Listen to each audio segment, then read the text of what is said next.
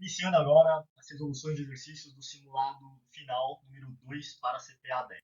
Antes de mais nada, siga no mercado financeiro, onde eu posto conteúdo gratuito diariamente e tiro as dúvidas. Questão 1. Depósito compulsório é um dos instrumentos de política monetária. A quem compete receber os mesmos? A. CDB, B. Bacen, C. SFN, D. Instituição financeira onde o cliente possua conta. Para responder essa questão, vamos entender então, antes de mais nada, os três principais instrumentos de política monetária que o Banco Central utiliza.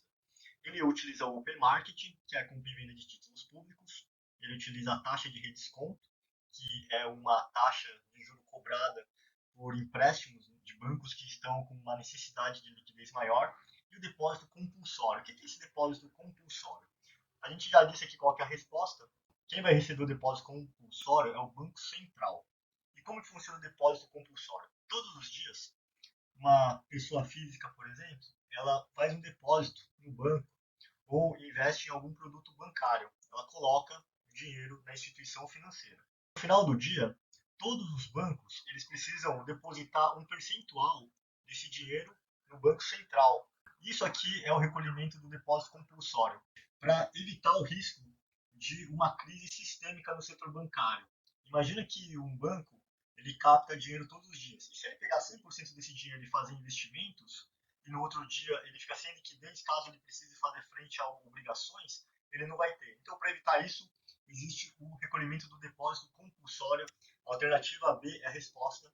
A alternativa A não tem nada a ver. CDB é um produto de emissão bancária. SFN é um sistema financeiro nacional. Instituição financeira onde o cliente possua conta, simplesmente a própria instituição financeira. Questão 2. O que bancos de investimentos fazem? A. Fazem operações de emissão de valores mobiliários, assessoram operações de fusões, aquisições e ofertam crédito de curto e médio prazo, como cheque especial. B. Fazem operações de emissão de valores mobiliários, assessoram operações de fusões, aquisições e operações com câmbio focado em euro. C. Fiscalizam o mercado de distribuição de valores mobiliários. D. Assessoram empresas em operações de fusões, aquisições, emissões de valores mobiliários e ofertas públicas, além de fornecer crédito para o médio e longo prazo. Nessa questão, a gente tem que analisar o que os bancos de investimentos fazem. Vamos ver alternativa por alternativa.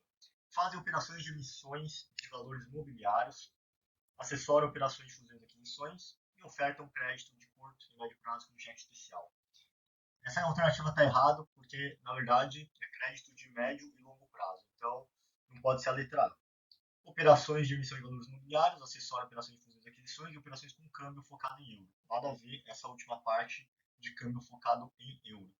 Fiscaliza o mercado de distribuição de valores mobiliários, não, CVM, e assessora as empresas em operações de fusões e aquisições, emissões de valores mobiliários e ofertas públicas, além de fornecer crédito para médio e longo prazo. A alternativa D de dado é a correta. Questão 3. Função do BC. A. Definir a meta da inflação. B. Recolher depósito compulsório das instituições financeiras. C. Estimular investimentos no mercado de valores mobiliários.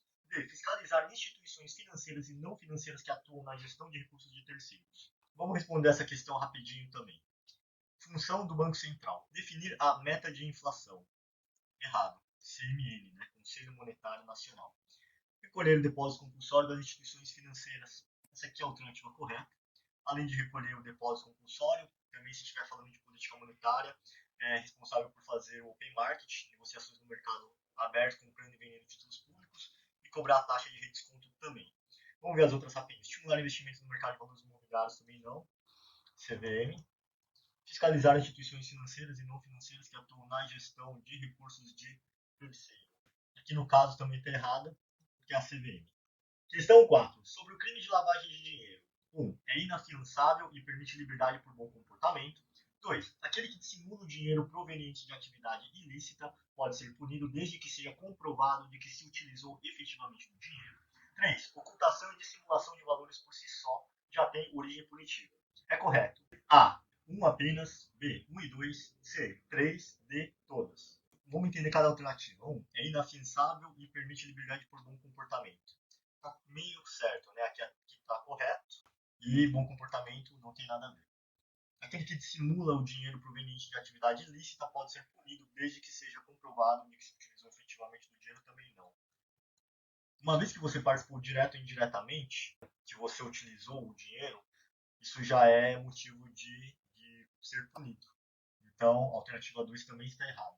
Computação de simulação de valores por si só já tem origem punitiva. Essa 3 está correta, então só pode ser a alternativa C de casa.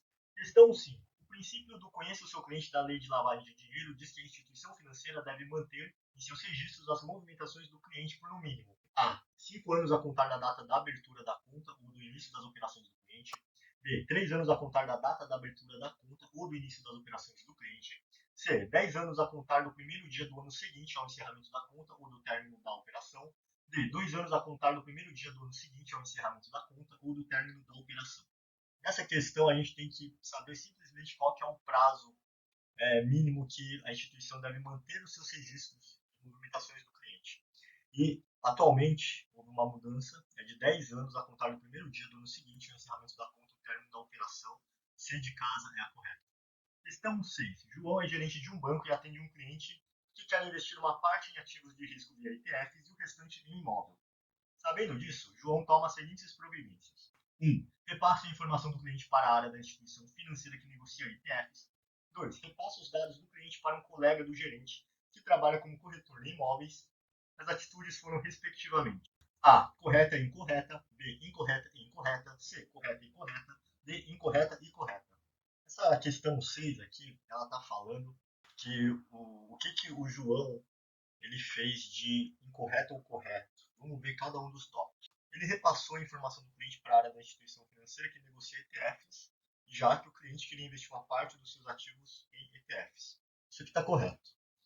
E ele repassou os dados do cliente para um colega do gerente que trabalha como corretor de imóveis.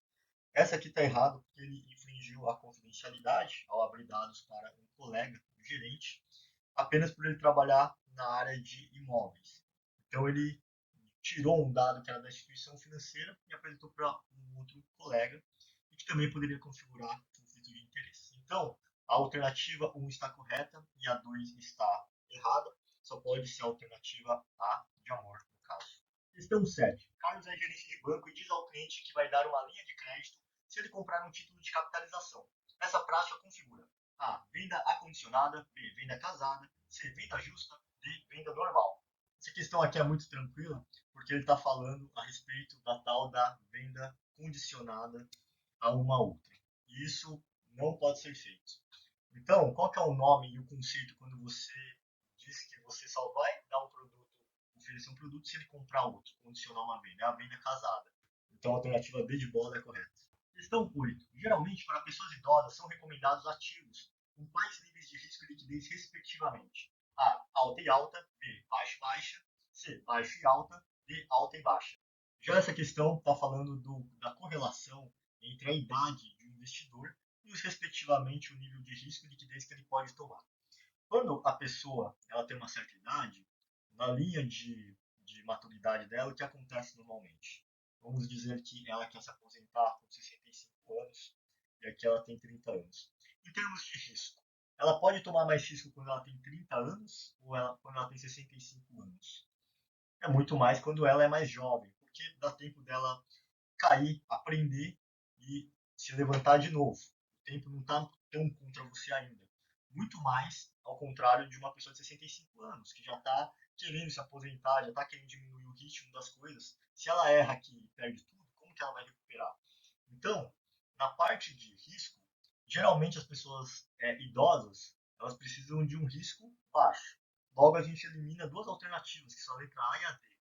E em relação à liquidez, ela precisa de uma liquidez alta ou de uma liquidez baixa? E a alternativa é a C de casa, pois a liquidez precisa ser alta. O que é liquidez? É a facilidade em você transformar algum ativo em recurso financeiro. Se a liquidez é alta, quer dizer que você consegue transformar isso com mais velocidade. Questão 9. Sobre taxa nominal e taxa real. A. Ambas descontam a taxa básica de juros. B. Ambas descontam a taxa de inflação. C. A primeira não desconta a inflação e a segunda desconta. D. A primeira desconta a inflação e a segunda não desconta. Essa também é uma questão bem conceitual, falando sobre a taxa nominal e a taxa real. Vamos ver as alternativas. A. Ambas descontam a taxa básica de juros. Errado. B. Ambas descontam a taxa de inflação. Também está errado. A primeira não desconta a inflação e a segunda desconta. Essa, na verdade, é a alternativa correta, porque a taxa real é aquela taxa onde você vai ganhar aquela taxa exatamente acima da inflação. Quando você pega, por exemplo, um CDB, que é uma renda fixa bancária, e ela está te pagando IPCA mais 3% ao ano, por exemplo, o que acontece é que essa taxa real é 3%, porque ela é o que vai ganhar da inflação nesse exemplo. E a D não pode ser porque está invertida. A primeira desconta é a inflação e a segunda não. Errado. Questão 10. Considerando um período em que houve inflação de 5% e que uma aplicação rendeu 4% nominal, o juro real foi A. Negativo em cerca de 1%, B. Positivo, C. Negativo, D. Positivo em cerca de 1%. Essa questão está falando da taxa real. Ele quer saber quanto que foi o juro real, dado que houve uma inflação no período de 5% e que uma aplicação rendeu 4% nominal. Então, o que acontece quando a gente fala de juro real? É aquele juro que a gente ganha acima da inflação. Se ele está me dizendo que a taxa nominal foi de 4 e a inflação foi de 5, o que aconteceu é que a gente teve um negativo de menos 1 nesse caso. Então, a alternativa A de amor é a correta. Questão 11. Sobre o IPCA e o IGPM, respectivamente. A. Índice oficial de inflação calculado pelo IBGE e índice de inflação calculado pelo FGV. B. Índice oficial de inflação calculado pelo FGV e índice de inflação calculado pelo IBGE. C. Índice oficial de inflação calculado pelo FGV e índice de inflação calculado pelo CDI. D. Índice oficial de inflação calculado pelo FGV e índice de inflação calculado pelo governo federal. Essa questão aqui está falando sobre os dois índices de inflação, o IPCA, que é a inflação oficial, e o GPM, e ele quer saber, respectivamente, qual a alternativa correta. Vamos ver uma a uma. O índice oficial de inflação, IPCA, no caso, é calculado pelo IBGE, e o índice de inflação, IGPM, calculado pela FGV.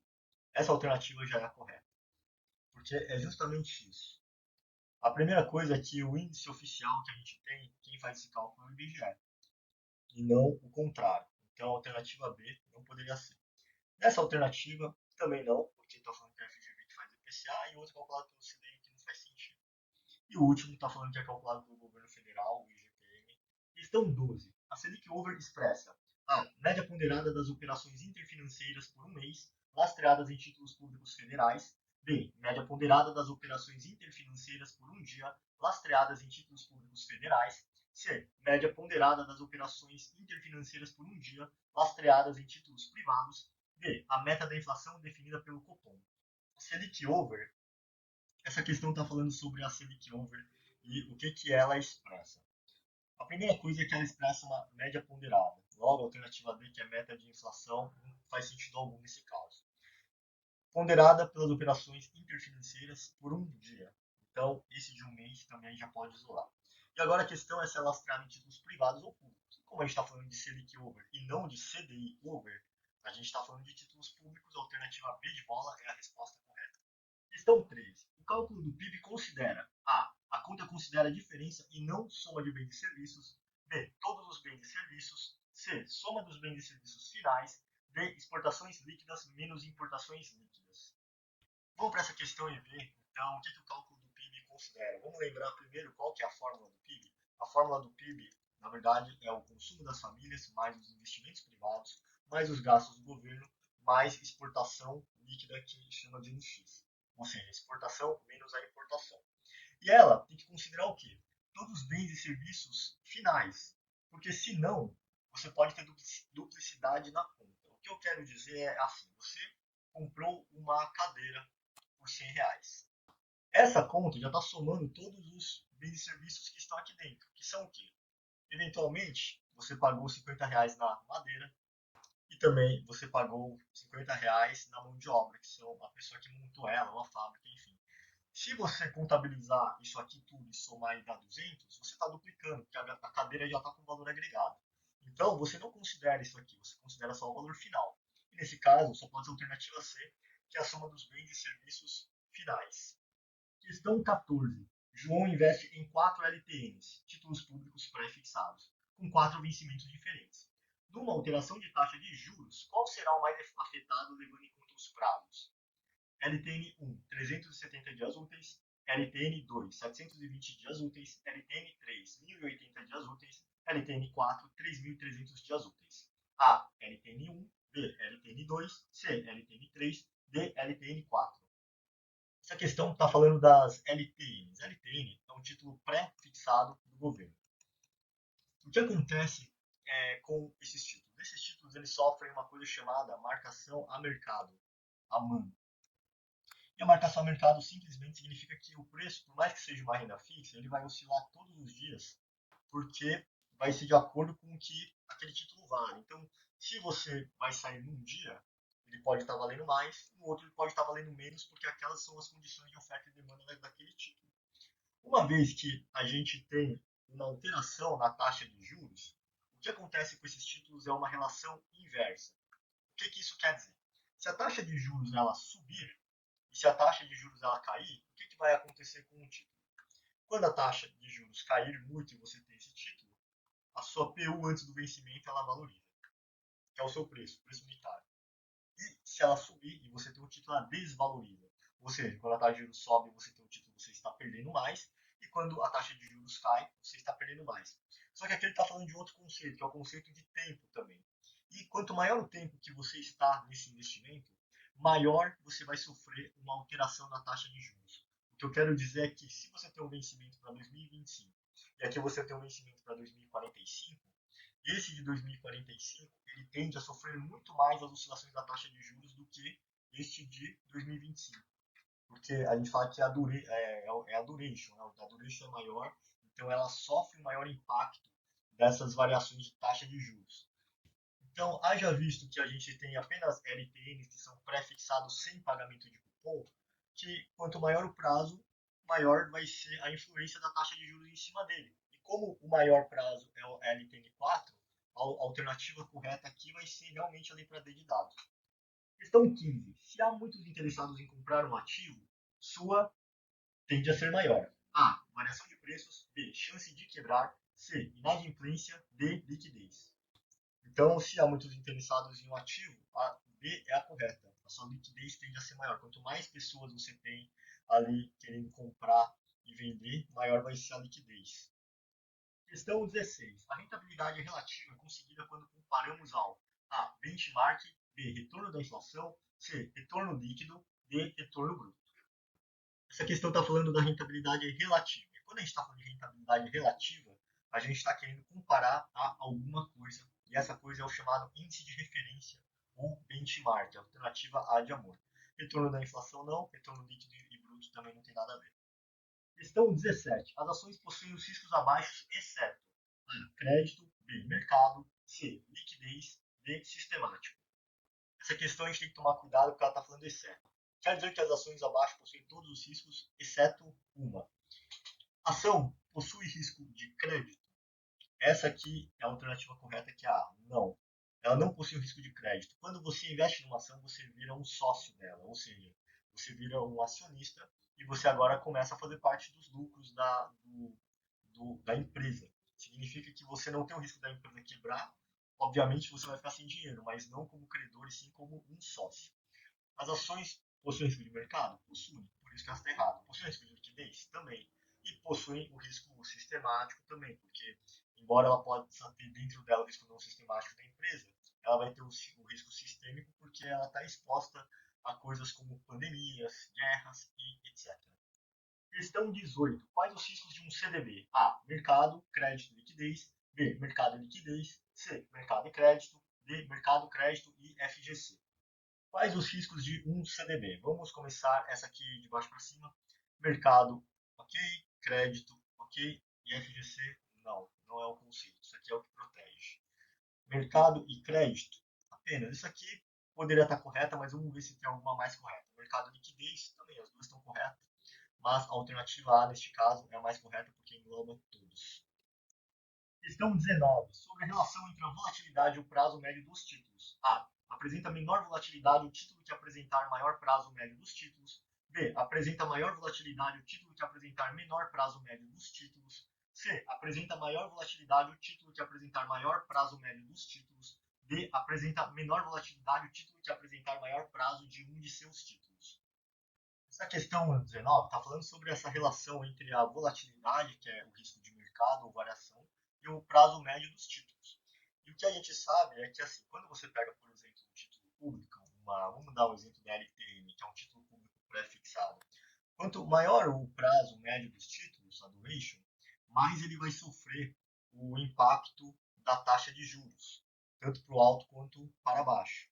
Então, na verdade, quanto menor a volatilidade, o título tem um prazo menor. Ou quanto maior a volatilidade, o título tende a apresentar um prazo maior. Vamos ver as alternativas, qual que dá essa. A. Apresenta menor volatilidade o título que apresentar maior prazo médio dos títulos. Errado, teria que ser menor aqui. B. Apresenta maior volatilidade o título que apresentar menor prazo médio, também teria que ser maior. C. Apresenta maior volatilidade o título que apresentar maior prazo médio dos títulos. Essa aqui está correto. E vamos ver a última, apresenta menor volatilidade o título que apresentar maior prazo, já está errado. Alternativa C de casa. Questão 20. Qual risco não pode ser mitigado pela diversificação? A. Operacional. B. Sistemático ou não diversificável. C. Não sistemático ou diversificável. D. Específico. Essa aqui está falando de qual risco a diversificação não pode mitigar. Ou seja, você diversifica uma carteira e você não pode mitigar este risco. Vamos ver cada uma das opções. Risco operacional. Não, o risco operacional é o risco de um erro causado pela equipe de suporte ao fazer a monetagem, por exemplo, de uma ação para um cliente e ele coloca um zero a mais e coisa desse tipo. Não tem nada a ver com a diversificação. É sistemático ou não diversificável. Essa alternativa é a alternativa correta, porque quando você diversifica, você consegue diminuir o risco de algum setor ou de alguma empresa especificamente. Significa que se você investe apenas em setor bancário, você está totalmente exposto ao risco, o risco do setor do banco. Se acontece alguma coisa, todas as ações provavelmente caem. Mas se você tiver banco mais setor aéreo, pode ser que se o setor de banco estiver caindo, o setor aéreo pode estar subindo. E aí você diminuiu ou mitigou um pouco esse risco pela diversificação. Só que quando o risco é o sistemático, a gente está falando do risco de guerras, de pandemias e de coisas que você não tem controle algum. Então, não existe como você mitigar esse risco, porque ele vai incidir sobre todo o mercado. Logo, as alternativas C e D também não podem ser. Não sistemático, diversificável e específico, na verdade, são as mesmas coisas. Alternativa B de bola. Questão 21. Caso a instituição financeira quebre, qual o risco incorrido e qual o limite de cobertura do FGC? A. Crédito coberto até 250 mil por CPF e instituição financeira. B. Crédito coberto até 250 mil por CPF apenas. C. Liquidez coberto até 250 mil por CPF e instituição financeira. D. Liquidez coberto até 250 mil por instituição financeira apenas. Essa questão aqui está falando sobre o risco da instituição financeira quebrar e qual é o limite de cobertura do FGC. Quando a instituição financeira quebra, ela incorreu para o cliente um risco de crédito. Então, liquidez já não tem nada a ver aqui, porque liquidez é aquele risco de você não conseguir transformar um ativo em dinheiro, em um valor justo, né, um dinheiro no prazo que você quer. Bom, e qual que é o limite de cobertura? É até 250 mil reais por CPF e instituição financeira. A de amor é a correta. Questão 22. Se um fundo de ações fica desenquadrado com menos de 67% em ações, estará sujeito à incidência do imposto de renda. A cada 30 dias ou no resgate ao que ocorrer primeiro. B. No último dia útil de cada mês ou no resgate ao que ocorrer primeiro. C. No último dia útil do mês de maio e novembro ou no resgate ao que ocorrer primeiro. D. Somente no resgate. Essa questão está falando sobre o desenquadramento de um fundo de ações. Um fundo de ações ele tem que ter sempre investido na carteira 67% em ações ou direitos de subscrições de ações, certificado de depósito de ações, BDRs, tudo que está ligado aqui na variável. Só que talvez em algum momento a carteira fique desenquadrada com menos do que esse percentual. O que acontece nesse caso? Quando acontecer isso, a tributação desse ativo vai ficar igual à tributação de uma renda fixa que entra no sistema regressivo de 22,5% a 15% por prazo. Logo, vamos ver as opções. A incidência de imposto de renda acontecerá a cada 30 dias ou no resgate que ocorrer primeiro? Não. No último dia útil de cada mês ou no resgate que ocorrer primeiro? Também não. No último dia útil do mês de maio e novembro ou no resgate que ocorrer primeiro?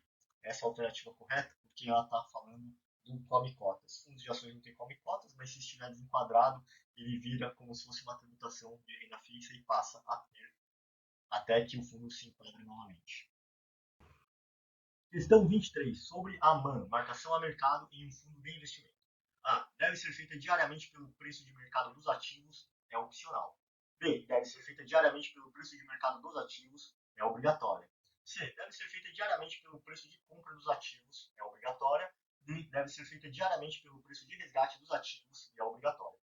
Essa questão está falando sobre a marcação a mercado e como ela deve ser feita. Bom, a marcação a mercado ela deve ser feita sempre pelo preço de mercado dos ativos diariamente. Esse é o primeiro ponto. Então, a gente tem que eliminar todos que não falem sobre preço de mercado, preço de compra e preço de resgate. Está errado. E aqui está falando, ela é opcional ou ela é obrigatória? Para os fundos em que ela deve acontecer, ela é obrigatória. Então, o B de bola é a resposta correta. Questão 24. Taxas que podem ser cobradas do cotista em função de investimento pode cobrar. A. Entrada e administração apenas. B. Administração, performance, entrada e saída. C. Saída e administração apenas. D. Administração e performance apenas. Essa questão está perguntando quais são as taxas que podem ser cobradas em um fundo de investimento. Vamos ver alternativa por alternativa. Entrada e administração apenas. Se não tivesse apenas, a gente podia até esperar para ver se não tinha alguma mais completa. Então essa está errada. Administração, performance, entrada e saída. Sim, e essa está bem completa porque já falou todas as possíveis. Logo, por eliminação, a gente já coloca as. O que é a taxa de administração? A taxa de administração é uma taxa que vai pagar todo o funcionamento do fundo, desde contratação de terceiros, contratação do gestor, marketing, etc. É uma taxa percentual ao ano, mas ela é provisionada diariamente em dia útil, na base de 252 dias. Taxa de performance é uma taxa cobrada semestralmente quando o gestor está ganhando acima de 100% do benchmark, o índice de referência, e também se ele já ganhou com a cota mais valorizada do que anteriormente. Isso força o gestor sempre a dar mais performance do que ele já deu antes. E as taxas de entrada e saída são taxas cobradas quando você faz um aporte novo, pode ter um percentual ali, ou quando você faz o resgate. B de bola é a resposta. Questão 25. Qual fundo não possui obrigatoriedade de ser marcado ao mercado? A. Fundo referenciado DI. B. Fundos de ações. C. Fundo exclusivo. D. Fundo multimercado. Essa questão aqui, na verdade, ela é muito fácil de matar se a gente entender um conceito básico. Qual que é esse conceito? Qual que é o principal objetivo da marcação a mercado? É evitar a transferência de riqueza entre os cotistas. O que, que acontece? Um cotista que entrou no fundo no dia 1 de janeiro, ele vai ter um certo rendimento e ele pode, e isso vai acontecer porque imagina que ele entrou num fundo de ações com foco em dividendos. Esse fundo apenas subiu durante esse período e aí no dia 1 de fevereiro entrou um outro cotista aqui dentro e o fundo também continuou subindo. Só que para evitar que, por exemplo, esse cotista que entrou em fevereiro, ele também fique com parte dos dividendos, por exemplo, que foi pago aqui em janeiro, ele vai ter uma marcação ao mercado que vai atualizar o preço justo do ativo de acordo com a oferta e a demanda. Então, a gente tem uma opção desses fundos aqui que não possui a obrigatoriedade de ser marcado ao mercado por um motivo. E esse fundo é o fundo exclusivo, porque ele tem apenas um cotista. E esse cotista também ele tem que ser um investidor profissional, aquele investidor que atesta por documento ter no mínimo 10 milhões de reais em investimentos financeiros. Como não dá para ter transferência de cotista quando você tem um cotista, a marcação a mercado deixa de ter uma finalidade. Logo, esse fundo não possui obrigatoriedade. Questão 26. Sobre fundos multimercados.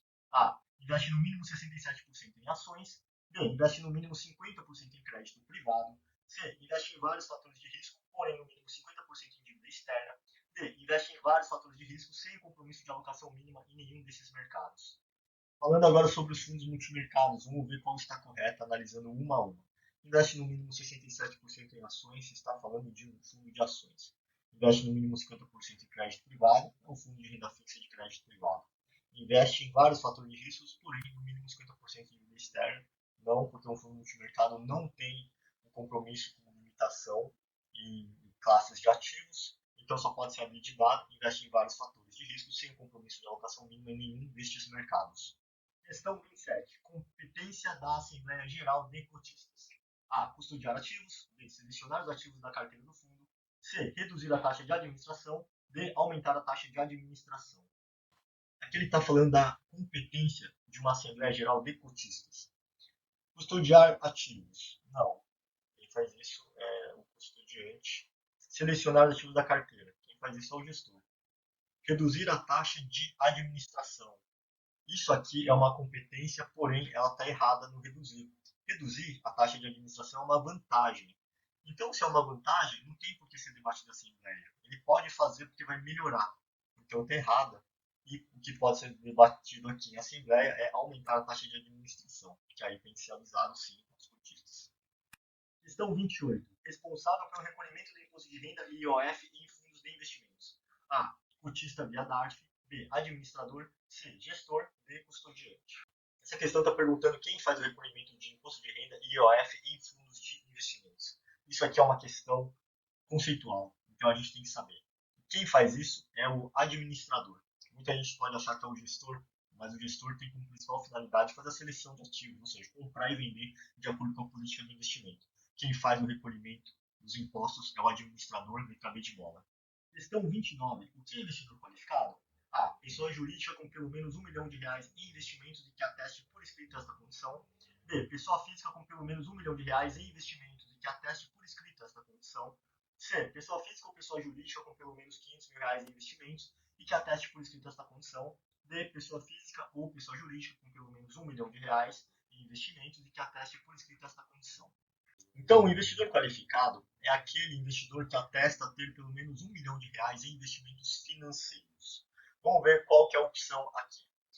Olhando as 4 opções, a gente tem alguns diferenciais. Alguns estão falando que pessoa jurídica com pelo menos R$ 1 milhão em investimento que ateste por escrita essa condição. Está um pouco incompleta. Vamos ver se tem mais completo. Pessoa física com pelo menos R$ 1 milhão em investimento que ateste por escrita esta condição. Também pode ser, mas está incompleta. Se tiver uma que fale dos dois, estará ok. Pessoa física ou jurídica com pelo menos 500 mil, aqui a gente já pode até cortar, tá errado. Pessoa física ou pessoa jurídica com pelo menos R$ 1 milhão em investimentos e que ateste por escrita essa condição. Letra B é a resposta correta. Questão 30. João aplicou R$ 10 mil em um fundo de renda fixa de crédito privado. Após a pandemia, o fundo estava com R$ 9 mil, ou seja, está com rentabilidade negativa. Nesse caso, com relação à taxa de administração e de performance, respectivamente. A. Será cobrada sobre o PL independente da cota negativa, não pode ser cobrada devido à marca d'água. B. Ambas serão cobradas sobre o PL independente da cota negativa. C. Ambas não serão cobradas, pois o fundo está com rentabilidade negativa. D. Fundo de renda fixa de crédito privado não pode ter taxa de performance. Bom, aqui está falando que o João aplicou R$ 10 mil em um fundo de renda fixa de crédito privado e após a pandemia esse fundo estava valendo menos, ou seja, ele foi de R$ 10 mil e agora o fundo passou a valer R$ 9 mil. Nesse caso, o que acontece com a taxa de administração e performance, respectivamente? A taxa de administração é uma taxa utilizada para você pagar todos os serviços para o funcionamento do fundo, desde contratação de terceiros, como empregados, contratação de gestor e etc. Então, essa taxa, independente de o fundo estar com lucro ou prejuízo, ela vai ter que ser paga. E a taxa de performance, ao contrário, não. Se você está abaixo do índice de referência ou você não está dando mais lucro, um lucro maior do que você já deu anteriormente ao conceito de linha d'água, você não precisará pagar essa taxa de performance semestral. Vamos ver qual opção nos dá essa resposta. A. Será cobrado sobre o PL, independente da cota negativa, a taxa de administração, ok, e não pode ser cobrado devido à marca d'água. Essa aqui provavelmente é a resposta correta, mas vamos ver as outras. Ambas serão cobradas sobre o PL errado. Ambas não serão cobradas, pois o fundo está com tabela negativa errado. E o fundo de renda fixa de crédito privado não pode ter taxa de performance errada. Não é porque ele é uma renda fixa que ele não pode ter taxa de performance. Se ele tiver gestão ativa, tiver ali tudo no regulamento, ele pode sim. Questão 31. Quando ocorre o come cotas num fundo, o que acontece com a cota? O número de cotas diminui. B. O número de cotas aumenta. C. O valor de cotas diminui. D. O valor de cotas aumenta. Quando ocorre o come cotas no fundo, o que vai acontecer com a cota? Isso aqui, na verdade, é uma forma muito fácil de decorar. Quando acontece o come cotas, ele vai diminuir o número de cotas e não o valor. Ele está comendo a cota. Então, antes você tinha mais cota, agora você tem menos. Se diminuir o valor da cota, se o número da cota diminui e a alternativa A desisto, esta é a correta. Questão 32. Um fundo cambial deve investir, no mínimo, qual percentual do seu patrimônio em ativos ligados à variação de moeda estrangeira? A. 67%. B. 95%. C. 80%. D. 100%. Essa aqui é uma questão também conceitual, falando de qual que é o percentual do patrimônio de um fundo cambial ligado à variação de moeda estrangeira. E esse valor é de 80% pelo menos. A alternativa é a C de casa. Questão 33. O limite de concentração para ativos de um mesmo emissor na carteira de um fundo de investimento é de quanto para emissores financeiros e não financeiros, respectivamente? A. 10% e 20%. B. 20% e 10%. C. Ambos de 20%. D. Ambos de 10%. Essa questão 33, ela está falando sobre os limites de concentração para alguns tipos de classes de ativos, como os emissores financeiros e não financeiros. Ou seja, quando um fundo de investimento ele vai investir em CDBs que são emitidos por bancos ou vão emitir em debêntures que são emitidos por empresas não financeiras, quais que são os limites? A resposta aqui, na verdade, é 20% e 10% B de bola. Por que isso? Porque, de acordo com os limites dos fundos, eles precisam seguir alguns critérios e isso tem a ver com o risco de instituições. Então, o que é mais arriscado? Investir num CDB, onde você tem uma proteção do FGC, até R$ 250 mil por instituição e CPF, ou investir em debentures, que você tem as garantias, mas essas garantias não são tão boas quanto o de um FGC, é a empresa quebrar. E aqui é maior, muito mais a garantia de um emissor bancário, então ele pode colocar um percentual maior, ao passo que aqui no caso de debêntures de emissão bancária, ele vai ter que colocar menos. Então, nesse caso, quando o fundo tiver que colocar um limite máximo para investir em CDBs, ele vai poder alocar até 20% e 10% em emissões não bancárias. Questão 34. É um fundo de investimento que aplica no mínimo 95% dos seus recursos em ativos financeiros que acompanham seu benchmark e no mínimo 80% do seu patrimônio em títulos de emissão do Tesouro Nacional. A. Multimercado. B. Renda fixa alavancada. C. Curto prazo. D. Referenciado. Essa questão aqui está falando agora de um fundo de investimento que tem que aplicar no mínimo 95% do seu PL em ativos que acompanham o seu benchmark e no mínimo 80% do seu patrimônio em títulos de emissão de tesouro nacional. Que tipo de produto de fundo de investimento tem que aplicar no mínimo 80% do seu PL em títulos de renda fixa de baixíssimo risco como tesouro nacional ou renda fixa de risco parecido? É a própria renda fixa. Então, a gente já pode eliminar algumas questões aqui dentro deste enunciado. Vamos ver quais são elas. O multimercado já pode ser cortado. E aqui a gente tem curto prazo, que efetivamente é um fundo de curto prazo, poderia ser. Renda fixa alavancado, isso aqui não.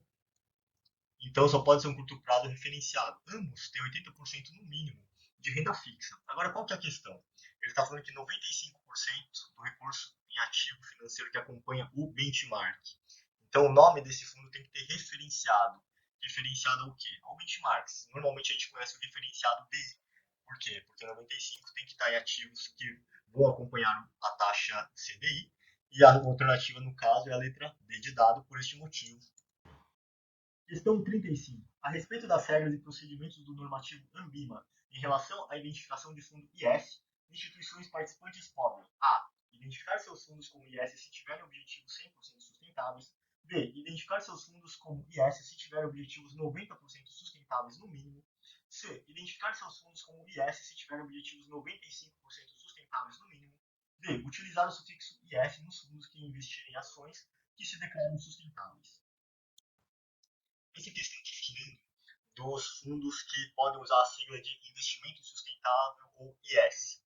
Então, um fundo de investimento que tiver o objetivo em qual percentual ele pode utilizar esse sufixo. Esse sufixo entra naquele tema de ASG ou ESG, que significa ambiental, social e de governança. E aqui é uma questão puramente conceitual. A resposta é 100%. Só pode usar a sigla IS, os fundos de renda fixa ou de ações que tenham o objetivo 100% sustentáveis. Então, a alternativa A é a resposta. Todos os outros que estão abaixo disso não servem. E utilizar o sufixo IS nos fundos que investem em ações e que se declaram sustentáveis. Apenas se declarar não é o suficiente. É preciso seguir algumas regras, normas documentadas e formalizadas e, além de tudo, ter esse percentual. Questão 36. Sobre CDBs podemos afirmar: A. Podem ser emitidos por bancos comerciais e bancos de investimentos. B. Podem ser pactuados com taxas de juros fixas e flutuantes. Posso. C. O cliente corre o risco de crédito da instituição acima de 250 mil no mesmo CPF e a instituição financeira. D. Todas as opções anteriores estão corretas. Essa questão aqui está falando sobre o que um CDB ele tem como características. Vamos ver uma por uma. Pode ser emitido por bancos comerciais e bancos de investimentos? Sim, podem. Podem ser pactuados com taxas de juros fixas e flutuantes, ou seja, pactuado é acordado. Pode ser pré, que no caso é taxa de juros fixas, flutuantes, que são indexados, pode ser misto ou híbrido também. O cliente corre o risco de crédito da instituição acima de R$ 250 mil no mesmo CPF de instituição financeira? Sim. Se você investir no CDB e o rendimento já passou esse valor e essa instituição quebra, você vai ser devolvido no máximo R$ 250 mil. De todas as opções anteriores estão corretas, desde dado, como a gente já viu. Questão 37. Debêntures podem ser entendidas como: A. Títulos comprados por investidores institucionais. B. Usados por financeiros para captar recursos. C. Valores imobiliários emitidos por bancos para financiar projetos de empresas. D. Títulos representativos da dívida corporativa, ou seja, valores imobiliários emitidos por empresas para captar recursos. Essa questão está falando do conceito de debêntures. Então, vamos relembrar aqui rapidinho algumas características. A debêntures ela é emitida por SA e pode ser aberta ou fechada. São empresas. Essas debêntures também elas são isentas de IR para pessoa física. É outra característica importante. Como elas têm um prazo um pouco maior, elas financiam normalmente o quê? Projetos de infraestrutura e outros investimentos de um prazo médio para longo, porque elas têm que ter pelo menos um prazo médio ponderado a partir de 4 anos. Com isso aqui, a gente já tem algumas ideias do que é uma debênture. Vamos ver as alternativas? A. Títulos comprados por investidores institucionais. Sim, pode ser, mas está muito abrangente. Vamos ver se não tem uma melhor. B. Usado por financeiras para captar recursos? Não. Utilizado por empresas, né? Não financeiras. C. Valores imobiliários emitidos por bancos para financiar projetos de empresa? Também não. É emitido por empresa SA aberta, como a gente disse aqui. D. Títulos representativos da dívida corporativa, ou seja, valores imobiliários emitidos por empresas para captar recursos. Esse aqui está muito mais completo. Então, a alternativa D de dada a resposta. Dívida corporativa e dívida de empresa. Valores imobiliários por empresas para captar recursos.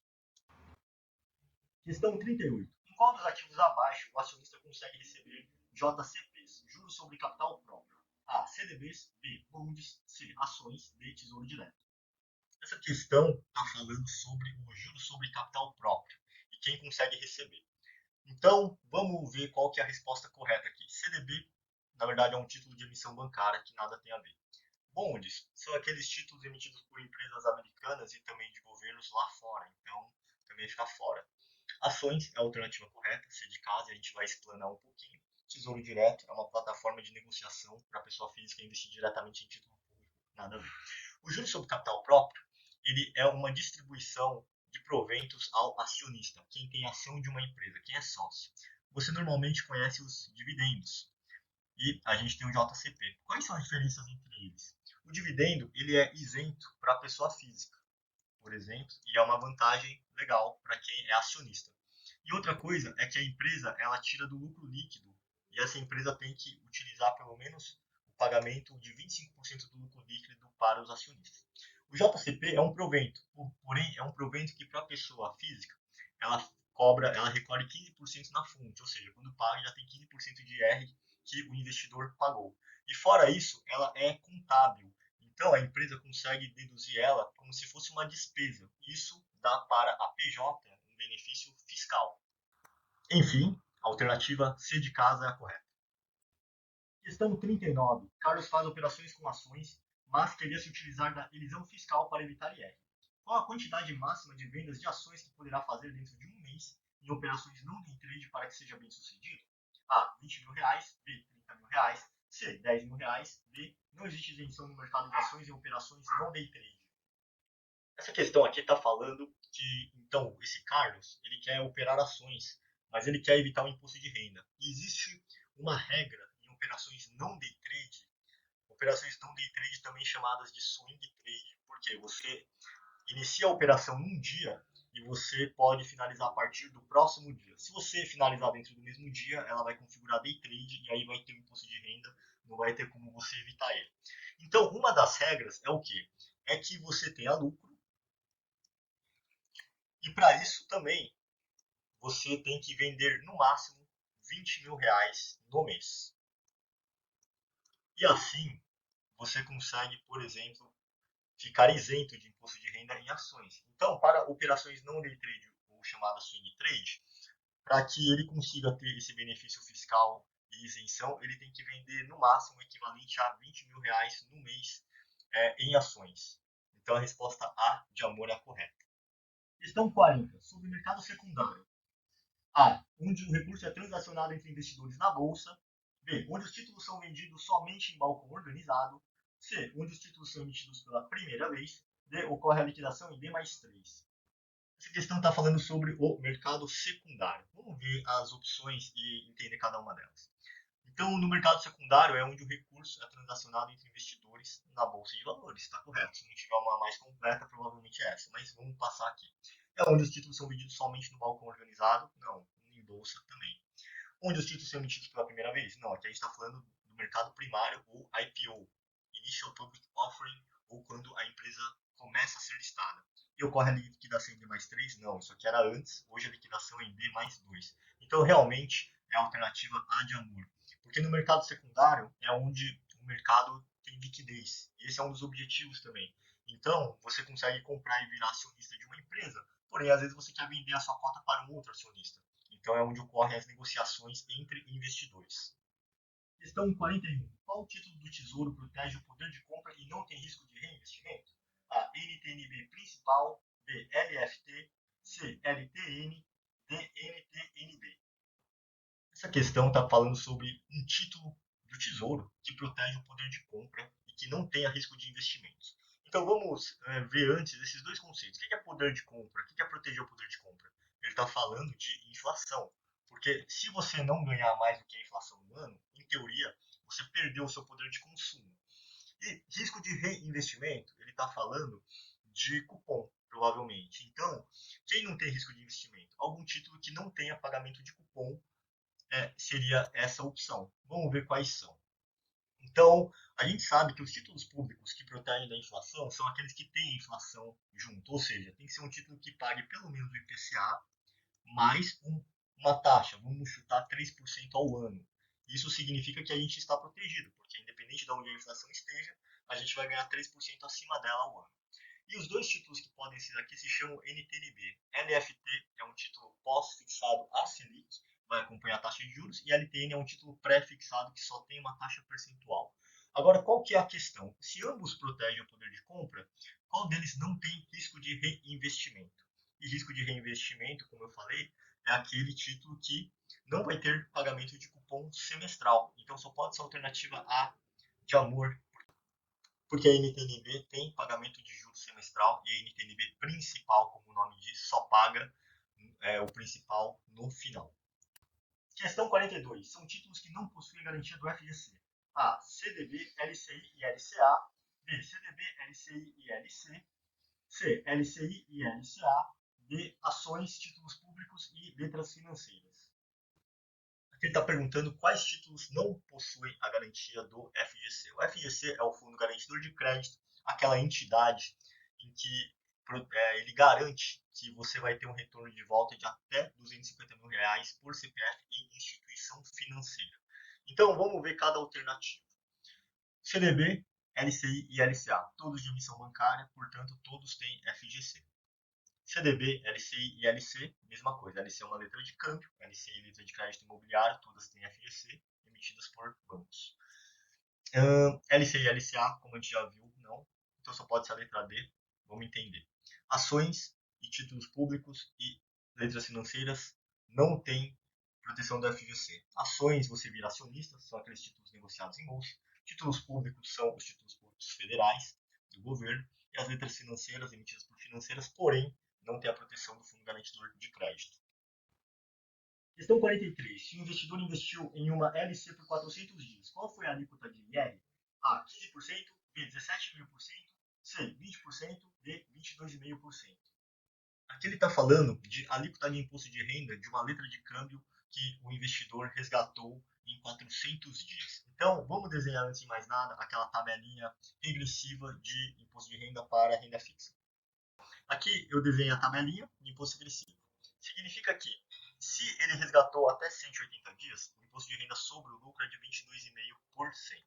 Se ele resgatou de 181 dias até 360, 20%.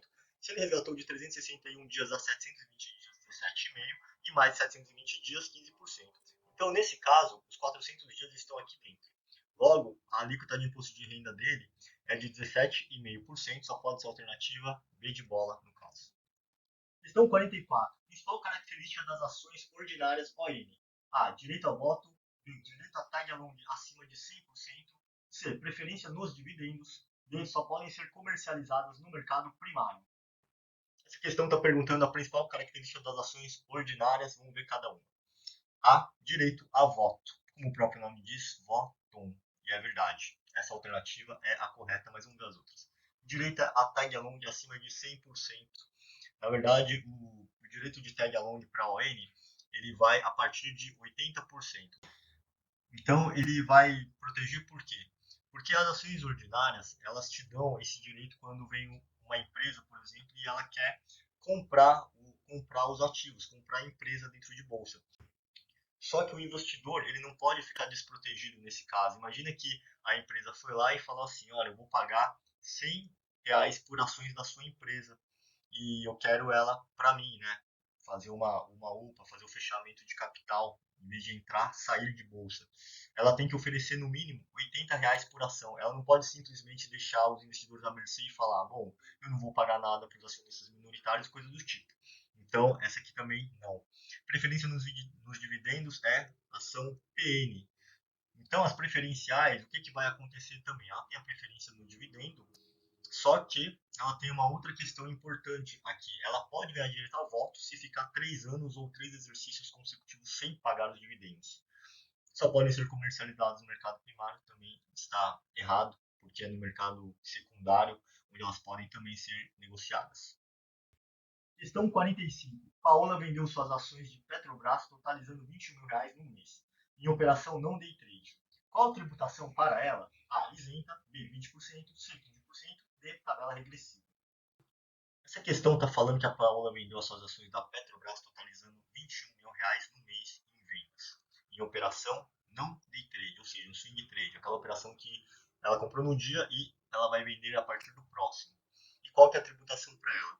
Aqui a questão não falou se teve lucro ou não, então a gente vai subentender que ela vendeu com lucro, porque está falando de imposto de renda. A tributação de operações de swing trade, quando você vende mais de R$ 21.000 no mês e tem lucro, é de 15% sempre, e o recolhimento é feito via DARF pela própria investidora até o último dia útil subsequente do mês. Questão 46. Sobre a remuneração da poupança. A. Se dá pelo menor saldo durante um período. B. Se dá pelo maior saldo durante um período. C. Se dá pela maior e menor saldo dependendo de quando foi comprado. D. Se dá pela soma dos saldos de um determinado período. Essa questão é uma questão conceitual falando da remuneração de poupança. A poupança funciona da seguinte forma, ela remunera apenas no aniversário. Só que o que pode acontecer às vezes? Imagina que você comprou, que você investiu numa ação no dia 5 de janeiro. Você investiu R$ 100 aqui. E ela te pagaria quando? Ela te pagaria no dia 5 de fevereiro o rendimento. Vamos dizer, né, 10% no mês aqui, o que é impossível, então R$ 110. Você teria se você ficasse. Só que, o que aconteceu? Na verdade, chegou no dia 4, você fez um resgate de R$ 90, faltando um dia. Nesse caso, o que acontece? A sua remuneração, ela vai ser em cima, ele vai pegar um retroativo aqui, ó, poxa, ela ficou praticamente o mês todo, então eu vou pagar 10% em cima de R$ 90, ou dos R$ 10 que agora sobraram aqui. E vai ser desses R$ 10, porque ele vai se dar pelo menor saldo durante um período. E essa é uma desvantagem de você ter a poupança, porque não importa se você ficou faltando um dia para ter o aniversário ou não, você vai receber o juro pelo menor saldo. Então, a alternativa A é a resposta. Questão 47. Com relação ao IR em um CDB. A. Sofre tabela regressiva de 22,5% a 15%, dependendo do prazo e sobre o rendimento da aplicação. B. Sofre tabela regressiva de 22,5% a 15%, dependendo do prazo e sobre o valor global da aplicação. C. Sofre tabela progressiva de 22,5% a 15%, dependendo do prazo e sobre o rendimento da aplicação. D. Sofre tabela progressiva de 22,5% a 15%, dependendo do prazo e sobre o valor global da aplicação. Aqui a gente está falando com relação ao imposto de renda de um CDB. Vamos ver as alternativas. A primeira coisa é que imposto de renda fixa é regressivo, tirando quando você tem produtos previdenciários. Então, como está falando de um CDB, só pode ser regressivo. Então, a gente elimina quem está falando progressivo, até porque não faz sentido progressivo e está descendo. Então, tabela regressiva é de 22,5% a 15% e vai depender do prazo e também sobre o rendimento da aplicação. A alternativa A é a correta. Não é sobre o valor global, por isso essa está errada. Questão 48. Verônica resgata seu PGBL progressivo após 10 anos, o qual acumulou R$ 100.000, sendo 60% a rentabilidade. Qual o IRRF retido? A. R$ 10.000, B. R$ 13.000, C. R$ 15.000, D. R$ 20.000. Essa questão a gente está falando sobre previdência aberta. A Verônica, no caso, tem um PGBL progressivo e após 10 anos acumulou R$ 100.000, sendo que 60% é a rentabilidade, ou seja, 40% foi investimento, foi aplicação. Só que ele está perguntando qual que é o imposto de renda retido na fonte. Então aqui tem uma pegadinha, na verdade, porque essa informação de rentabilidade ela é irrelevante quando a gente está falando de um PGBL, porque o PGBL vai ter um imposto de renda sobre o valor total e não sobre o lucro, como seria no VGBL. Então, a partir disso, a gente tem que saber o que aconteceu. No regime progressivo, ele vai incidir o imposto de acordo com a renda. Então, aqui também, como não tem mais informação, só pela resposta a gente já tem qual ela é. Porque independente da renda que ela ganha, por exemplo, o imposto máximo é de 27,5%. E já pode ser inclusive o caso. Só que ele está falando de imposto de renda retido na fonte. Esse que é o detalhe. Porque independente se é 27,5% que você vai pagar sobre o total, ou se você está isento, porque talvez você não tenha renda, e aí você fica isento de pagar o imposto de renda, o recolhimento ele vai ser feito na fonte de qualquer jeito. E esse recolhimento é sempre de 15% na fonte. 15% de R$ 100.000 só pode ser R$ 15.000. E o que acontece no caso então? E se fosse isento? Se fosse isento, na declaração anual de ajuste no final do ano, ela seria restituída. O governo devolveria para ela esses R$ 15.000. Porém, se ela estivesse na alíquota de 27,5% e ela pagou apenas 15%, está faltando ela pagar ainda quanto? Mais 12,5% de imposto de renda. E isso vai ser feito aqui na declaração anual de ajuste. Ela vai ter que pagar esses 12,5% de 100 mil, que seria mais R$ 12.500 para complementar. Então, a resposta correta é a letra C. Questão 49. Caio é contador e tem 49 anos. Assalariado, faz a declaração completa de ajuste anual e vai se aposentar em no máximo 10 anos. Para se preparar, decide alocar 24% dos seus rendimentos brutos em produtos previdenciários. Qual a recomendação? A. 100% em VGBL regressivo. B. 100% em PGBL progressivo. C. 50% em PGBL progressivo e restante em VGBL progressivo. D. 50% em PGBL regressivo e restante em VGBL regressivo. Essa questão aqui está falando de um caso do Caio. Ele é contador, ele tem 49 anos, ele faz a declaração completa e ele vai se aposentar em, no máximo, 10 anos. E para se preparar, ele quer alocar 24% dos seus rendimentos brutos em produtos previdenciários. E ele quer a recomendação. Algumas coisas já foram ditas para a gente. Uma parte é que ele vai ter que ter um PGBL de alguma forma, porque ele faz a declaração completa, que é mais indicada para PGBL, e no PGBL ele pode deduzir, ou seja, ter um benefício fiscal em até 12% dos seus rendimentos brutos, que equivale a 50% disso. Então, o que isso quer dizer? Que pelo menos 50% tem que estar em um PGBL. E como ele falou em no máximo 10 anos, ok, pode ser antes, mas a gente sempre tem que levar em consideração uma margem de segurança. Então aqui a gente tem que levar em conta 10 anos. Significa que o regime tem que ser o regressivo. Porque se forem mais de 10 anos, toda a aplicação que ele fizer, por exemplo, depois de 10 anos já vai estar na alíquota mínima de 10%. E como o PGBL, essa alíquota mínima, essa alíquota de imposto de renda incide sobre o total, para maximizar e otimizar a estratégia, os outros 50% podem estar em um VGBL, porque nessa parcela ele vai ser cobrado no regime regressivo apenas sobre o lucro. Então, nesse caso, a melhor opção é uma que tem 50% de PGBL regressivo e 50% de VGBL regressivo também, que é a alternativa D de dado. Questão 50. Ao escolher uma previdência aberta, são fatores a considerar: 1. Tipo de declaração do imposto de renda, completa ou simplificada. 2. Tipo de regime de tributação, progressivo ou regressivo. 3. Percentual máximo de ações permitida pela política de investimentos do fundo. Estão corretas? A. 1 e 2. B. 1 apenas. C. 1 e 3. D. Todos. Essa questão está falando quais são os fatores a considerar quando se escolhe uma previdência aberta. Vamos ver um tópico por tópico e tentar escolher a melhor opção. O tipo de declaração do imposto de renda, se é completa ou simplificada. É verdade, se for completa, ele provavelmente precisaria de um TGBL, se for simplificada, um VGBL. 2. Tipo de regime de tributação, progressivo ou regressivo. Isso também está correto, porque ele, dependendo se ele quiser fazer sobre a renda ou sobre o tempo, ele vai poder escolher um ou outro. E 3. Percentual máximo de ações permitido pela política de investimentos do fundo. Isso está correto também, porque hoje você tem tipos de fundos previdenciários que são mais agressivos. E se o perfil dele é mais agressivo, ele pode tentar escolher algum produto que tenha uma limitação ali mínima de ações a serem investidas, de acordo com a política, e por aí vai. Então, a alternativa correta é a letra B de dado, todos nesse caso. Assim finalizamos mais um simulado total para o curso de CPA 10. Espero que tenha ajudado. Tenha uma boa prova e qualquer dúvida basta avisar.